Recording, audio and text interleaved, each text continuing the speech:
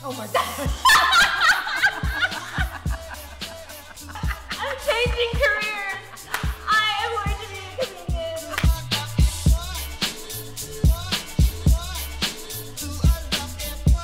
When was the last time you laughed your face off? No, like seriously, laugh so hard you almost pissed yourself. If you're sitting there wondering, it's been a while, did you know that laughter decreases stress hormones? It increases immune cells and infection-fighting antibodies. It also releases endorphins, so their bodies feel good, happy chemicals. Laughter is literally the best medicine. But Nalie, I can't laugh. There's just too much going on in my life right now. Don't get me started.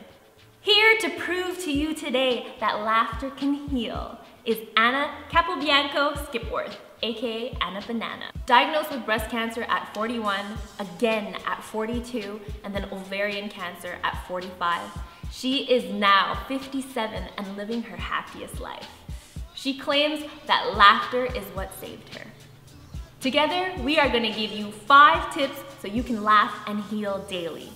Please welcome Anna Banana.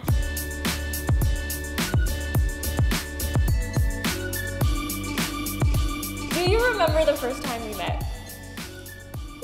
It was at the Quebec Breast Cancer Foundation's video shoot, and yes! The first time I met Anna, you know what she did? She flashed me. Oh my God, you know what? You know how many people can tell me that? I just have to, when people say, you know the first time we met, I should just answer, I flashed you.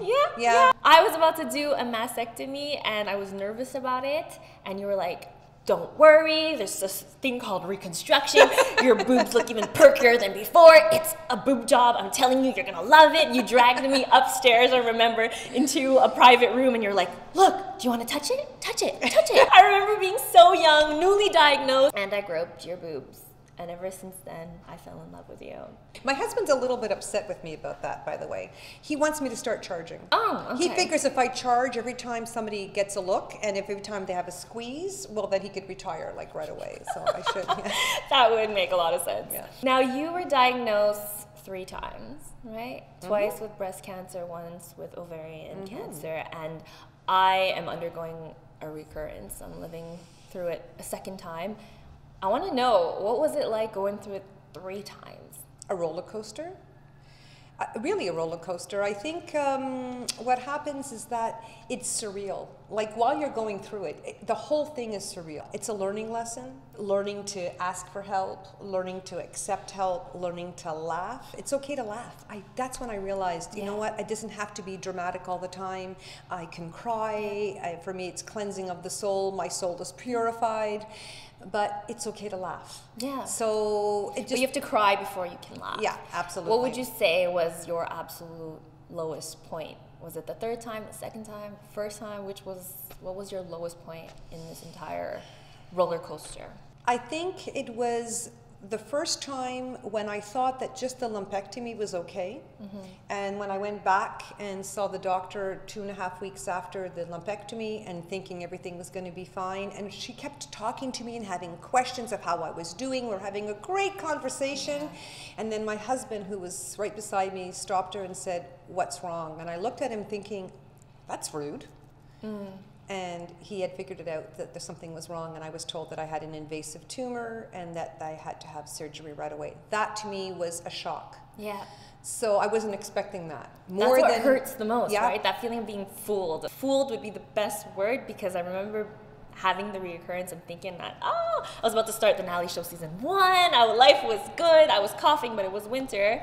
And then it's like, no, you're not okay. Don't be too happy. Don't be too happy. Something's going on in you. Yeah. So that was a shock. Yeah, that was I think my lowest point. And then after that, there were other. I mean, it was always difficult, but it's always like, okay, no, it's going to be okay. It's always. I always have that right in the back of my head, like it's going to be okay. That's a little voice always telling me. Did you ever think you were going to die? Oh my God, I've even planned my funeral. You know, you have to know that the first 3 letters of funeral is fun.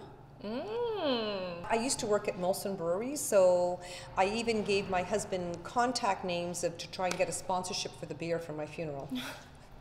and had the wind down, and no one was allowed to wear black unless it was a cocktail dress, and I wanted a pool party, and yeah, I was at that point where I had written everything down. Yeah, that was at the third cancer. We're gonna talk about how laughter helped you a lot, and you claim that laughter is what saved you. But aside from laughter and laughing and comedy and doing the things you love, what do you think made you survive, like how many years later now? Well, now from the first time, I guess I'm going to be 17, almost 17, well, 16 and a half years from the first. What else do you think, aside from laughter, brought you to where you are today? Well, I really do believe that we have to heal from inside, but we have to let medicine do their work. Okay. Doctors have to do their job. I really believe it's a team effort. A lot of times people will say to me, oh, you survived because you're so positive. And I'm going, yeah, no. Surviving helped me laughing and being positive helped me get through it, but it didn't cure me. Okay. Because that would mean that everybody who's passed away, all these women who die of cancer, they weren't positive and they weren't happy? That's not fair. No, that's not fair. So it's a mixture. I think being positive helps you get through it for sure. Absolutely helps you not only get through it, but we do all know somebody that has not made it through, and I think their laughter and loving life helps them to get to that point as well. Absolutely. So I think it's a journey, no matter what age. So I think the day that I understood that is the day that I realized that every second of every day counts. And I think wanting to live is important. Yeah. And it's difficult because I've had dealt with people who are very close to me that have suffered through depression. There's not a cancer sign on that. There's not the cancer word. There isn't a scar. My mother had multiple sclerosis, was in a home for 18 years. That was a big lesson. I'm a survivor of sexual abuse as a child. All of these things later on made me realize that I'm a strong person. Absolutely. When you're going through it, you think, I'm never going to make it. And then something else happens or somebody else around you. And then you realize, wait a minute, now I made it, and I can continue to make it. And you are a teacher, actress, comedian. Were you always a teacher, actress, comedian? I've been a teacher for years. I taught sewing, and then now I reinvented myself. I'm an English second language teacher. I did acting when I was very young, and then life got in the way. My dream was to do musical, comedy, Broadway. Okay. Yeah. That's what I really wanted to do. At a very young age, I used to do cabaret. I was told that I looked like Liza Minnelli, and I did cabaret, which is my favorite line, right? From cradle to tomb, it isn't that long a stay. And when did you start getting into comedy? Well, when I was diagnosed and started giving conferences for the Quebec Breast Cancer Foundation, I found my niche. I think it was important to be myself. I learned that it was important, and I realized that a lot of people would cry, but I could make them laugh. And to see people laugh, like, what a rush. People say I'm hilarious, which rhymes with ridiculous. So I could be ridiculous and crazy, and I get away with it, right? Because if it's comedy, so it's perfect. Being interviewed for the Run for the Cure by Mike Boone, and he had said that I was the Ellen DeGeneres of cancer survivors, and it didn't go on deaf ears. And he said, you should do stand-up. So it took me 12 years. That's probably why I love you, because I love Ellen. So yeah, that's why I needed you here today. So you just started your comedian career. Do you think that it took everything you've been through to then discover this new passion of yours? Yeah, I think it's scary. You're on stage, people want to laugh, so there's a lot of expectation. There's no morphine, no codeine. There is wine beforehand or champagne, so but it's a lot of pressure, but it's a good stress. I really believe in good stress. I believe that too. Absolutely. Yeah, doing this right now is giving me that good stress, but I really do feel like it helps me heal. Yeah. It helps me stay focused on living versus just surviving. At one point, people ask me, like, who inspires you? Well, it's women like you, young women that no matter what they're going through, like the millennials are, the Generation Y. I think you guys have it right. you know a balance of life. You know, work's important, but having a good time and enjoying life's important. And you're teaching us that. And that's a big inspiration. And you're teaching us that laughing is important. And laughing does change a lot in your life and your health. There's so many benefits to laughing. It is the best medicine. The best medicine. Laughter is the best medicine. That's not just a Pinterest quote. That's like reality. You don't have to be bending down, laughing. It's not that. A little smile, a little chuckle. Exactly. That counts. And I read that even if you are not feeling well and you forcefully smile, it launches endorphins. It does. The feel-good chemicals that you have in your body just by doing this. It does. And laughing like this, it triggers those endorphins. Do you think laughter helped with your healing? Absolutely. If we're gonna cry at everything, it's like it's not gonna be that much fun, right? What's more fun is to laugh or to cry. So a good cry feels good. Yeah. It's cleansing, but then, it's good to put that extra effort to add laughter to your day. Absolutely. Which is why Anna is here, because I think as a comedian and someone who makes me laugh daily, we want to give you 5 tips to laugh and heal. 5. Here to give you 5 tips to laugh and heal daily is Anna Banana. You ready? I'm ready. Let's just spell it. L-A-U-G-H. L, live, laugh, love, and look.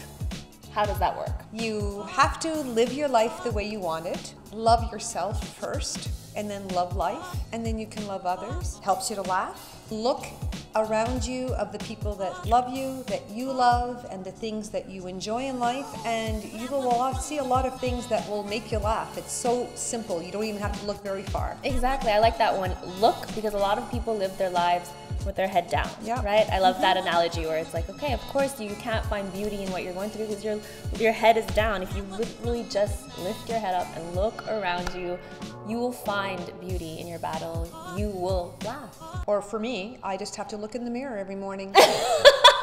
A, attitude. It's all in the attitude, right? Yeah. We have control of that. Nobody else does. Achieve. Achieve your goal that you want to laugh every day. And aspire. Aspire to be that person that you want to be, that you want to be happy. Everybody wants to be happy. Do it. How do you put yourself in that attitude? I talk to myself a lot. I always talk to myself. Yeah. Is it weird? Well, I answer myself, so is that weird? I do the same thing, so we're both weird. Yeah, it's okay when you're driving in the car and people look at you and I start singing, you know, or they think I'm talking to somebody on the phone, so that usually works. Thank God for technology. Undo. You're undoing the sadness, you're undoing the anxiety, you're undoing the stress, you're undoing the mean person that served you at the counter that just had a terrible attitude. I undo that by making a joke or actually being super nice, because somebody who's mean, if you're super nice, they're like, oh my God, what just happened? Like, I was just mean to her and she's being nice to me. Like, what is going on? You're undoing it. Power. There's so much power. Oh my gosh. I always do that when someone has road rage. And then they're like honking at me and then they come next to me and they're like, rah! I always go, I kill them with kindness and I wave at them and they're like, do I know her? Yeah, I know. So, oh my gosh, hi! That always works. And that always makes me laugh. Gratitude, gift. Give, grab, galore. Okay. What does that mean? As bad as things could be, there's always something to be grateful for. There is. Sometimes you have to really look on a daily basis, but it might not be grateful that day, but maybe you're grateful for something else. So you have to be grateful. Then it's a gift. Life's a gift, laughter's a gift.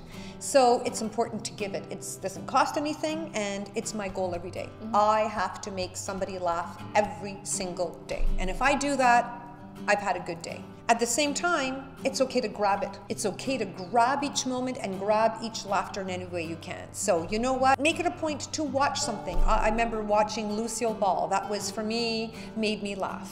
Mr. Bean. I'm married to a Mr. Bean, so it was even easier. So that makes me laugh. Galore? I always say laughter galore. Laughter galore. Laughter galore. And it's true. And I like what you said about watching something, because I know thrillers and like The Walking Dead is my favorite good show. It's great to watch that, but it can give you anxiety. If you are trying to heal, I'm telling you, put a good comedy on. Watch Anna Banana.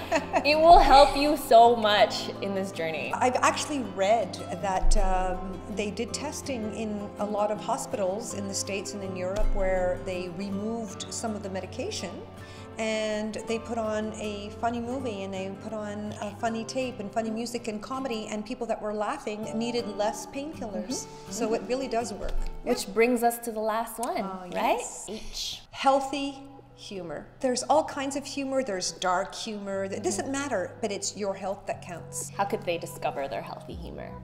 What makes them smile right away? If it just makes you smile, you're on the right track. You know what? You want to laugh? Avoid the news. Do not look at your credit card bills, because that's really not good. And for goodness sake, avoid the scale. Just find what makes you happy. Yeah.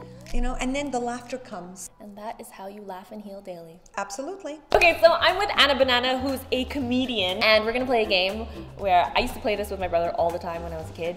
Basically, we're not allowed to laugh. I'm not allowed to laugh. You have to make me laugh. And then maybe we'll... Jesus, no pressure! Asking the comedian to not make her laugh. So we're gonna go one by one. She's gonna try to make me laugh. I have to do my best to keep straight face. And then I'm not a comedian. I don't know how I'm gonna make you laugh. Ready? So you make me laugh. Oh my gosh, I'm already laughing.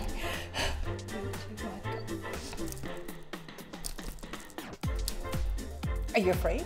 Are you really afraid? You think I'm going to do that? No, I wouldn't do that, but no, it's not. What the hell is this here? Classic, so old. Okay, so you just need to stick to the classic jokes then. Okay, oh no, I have to make you laugh now? Yeah. Okay, ready? Get my comedian skills on. Ready?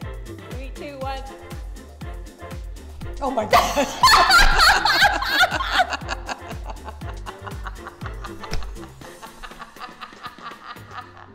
I was going down. Yes! I'm changing careers. I am going to be a comedian. Forget this talk show. See, laughing. I love it. I love Laughing it. is easy. I love it. And it's all about boobs. And now it's time for the random question. In this jar is a random question that neither I nor Anna know what it is. This is like having a needle.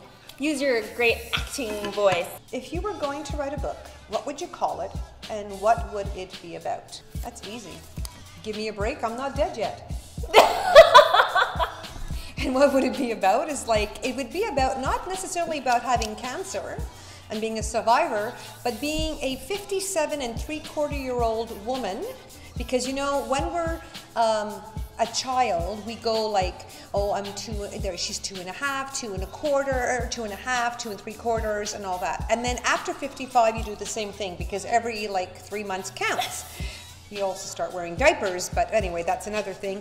So I think it would be about being a woman in this day and age, and you know, I'm not dead yet. I'm only 57 3/4. There's a lot of life left back in me, and it's not easy to be a woman in any industry at 57 3/4. I can totally relate to that book. I would buy that book. Can I be in your book? Oh, absolutely. Because when I say, yeah, I have stage 4 metastatic breast cancer, they're like, oh. And I want to always say, give me a break. I'm not dead yet. Yeah, exactly.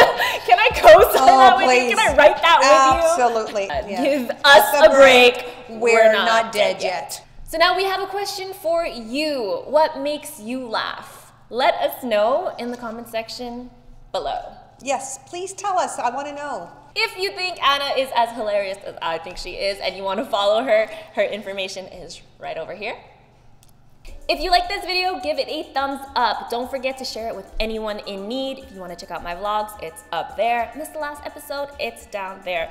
Don't forget to subscribe so you never miss a video. Be patient, be kind to yourself. Be grateful, and be yourself. See you soon.